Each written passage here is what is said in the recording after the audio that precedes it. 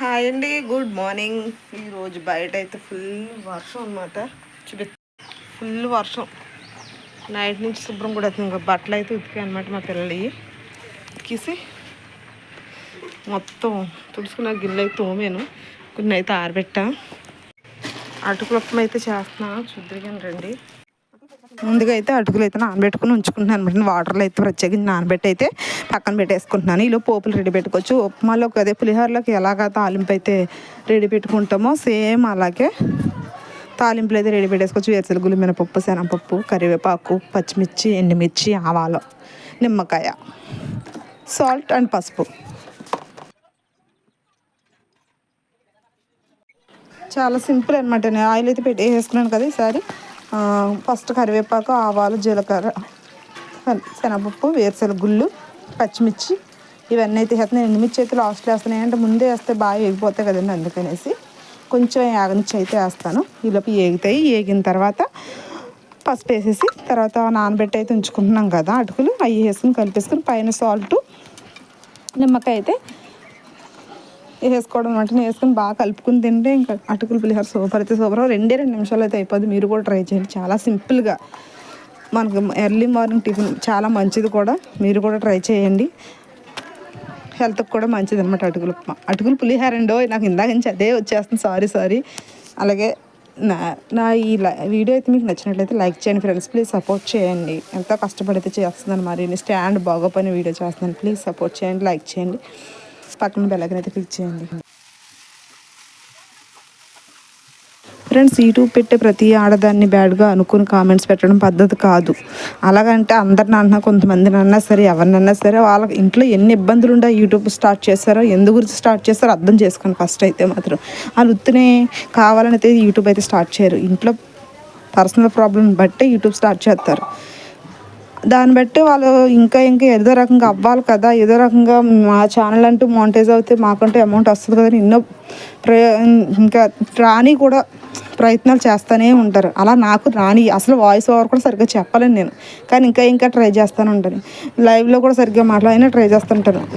నాకు shorts videos songs పెడతాను. ఎందుకు, నాకు నిజంగా రాకపోయినా ఏదో ఎక్స్ప్రెషన్ ఇస్తాను.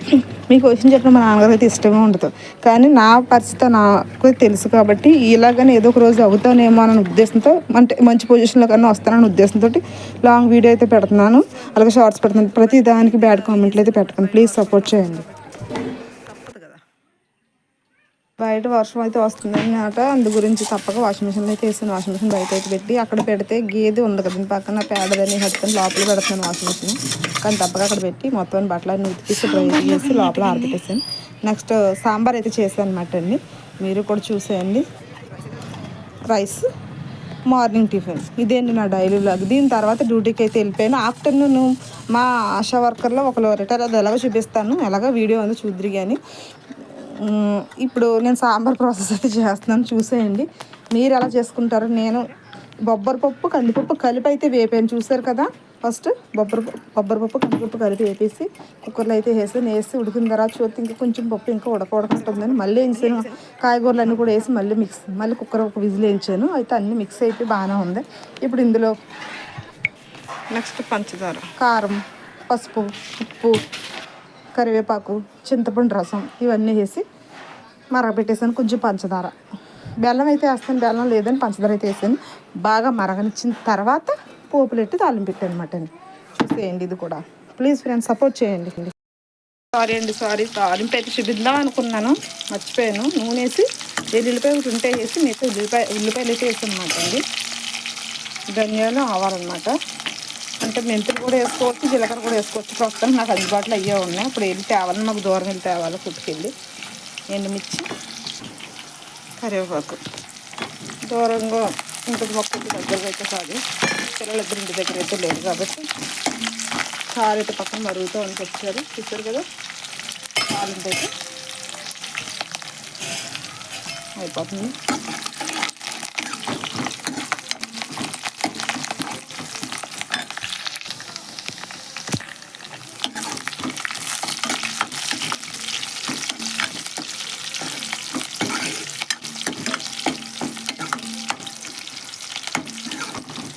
చూసారు కదా, ఇలా ఇలాగా బాగా బ్రౌన్ కలర్ వచ్చేటట్టయితే వేగనిచ్చేసాం. బాగా ఎగిరి ఒకసారి అయితే వేసుకోవచ్చు. వేసినట్టు మూత అయితే పెట్టుకోవాలన్నమాట అండి. కాబట్టి మనం ఇందులో జంప్ చేద్దాం.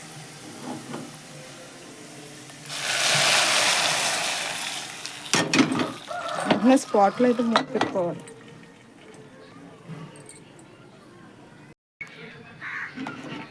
చూసారుగా, ఇదే వేడివేడి సాంబార్. వేడివేడి సాంబార్లో వేడివేడిగా అన్నం కాస్తంత ఆవకాయ బద్ద వేసి తింటే ఎలా ఉంటుంది చెప్పండి, నోరు ఊరిపోద్ది కదా. హాయ్ అండి, నేనైతే ఇప్పుడు మా ఫ్రెండ్ అదే మాతో ఆశా వర్కర్గా చేసేది కదా, ఆ అమ్మాయికి అయితే ఈరోజు రిటైర్మెంట్ అయితే అనమాట. చిన్న పార్టీ వేర్ అయితే చేశారు. వెళ్తున్నా, మీకు కూడా చూపిస్తాను, చూసేయండి. ఇదండి శారీ వచ్చేసి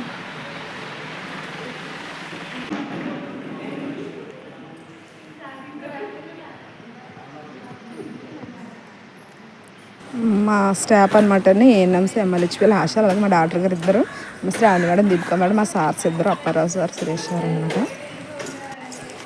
ఎమ్మెల్యేపీ అప్పుడు రిటైర్మెంట్ అయిపోయిన ఆ విలేజ్లో పనిచేసి ఎమ్మెల్యేపీ మేడం అయితే మాట్లాడుతున్నారు అనమాట. ఆశా వర్కర్ గురించి కూర్చున్న ఆవిడ అనమాట అండి. 63 years అయితే వచ్చేసినాయి ఆవిడకి. అంతగా రిటైర్మెంట్ అయితే ఇచ్చేసారు. కాకపోతే రిటైర్ అవ్విన తర్వాత పెన్షన్ అమౌంట్ అంటూ ఏమీ ఇవ్వలేదు. అదే మాకు బాధ కలిగింది. రేపొద్దు మేమన్నా అంతే కదా, ఎవరైనా కూడా రిటైర్మెంట్కి ఎంతో కొంత అమౌంట్ అయితే ఇవ్వాలి కదా. కనీసం 1,00,000 ఇస్తానని హామీ అయితే ఇచ్చారు కానీ ఇవ్వలేదు.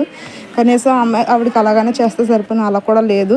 కానీ మా అందరూ కూడా స్టాఫ్, పిహెచ్సి స్టాఫ్ అంతా కలిపి మనిషికి 500 చొప్పున వేసి ఒక 23,000 వరకు అయితే కలెక్ట్ చేసి అయితే సారు అందరూ కలిపి ఇద్దామని మా మేడం అంటోళ్ళు అందరం ఇచ్చామన్నమాట అండి. ఇచ్చి కలెక్ట్ చేసి ఆవిడకైతే సన్మానం చేసి ఒక శారీని సార్వ తీసుకుని సన్మానం చేసి ఆవిడకి అమౌంట్ అయితే ఇవ్వడం జరిగిందనమాట అండి. మొత్తం పిహెచ్సి స్టాఫ్ అందరం, మా మేడం డాక్టర్స్ వెనకట్ల వాళ్ళేమో ఏఎన్ఎంస్ మా ఆశ అందరూ కలిపి అనమాట అండి.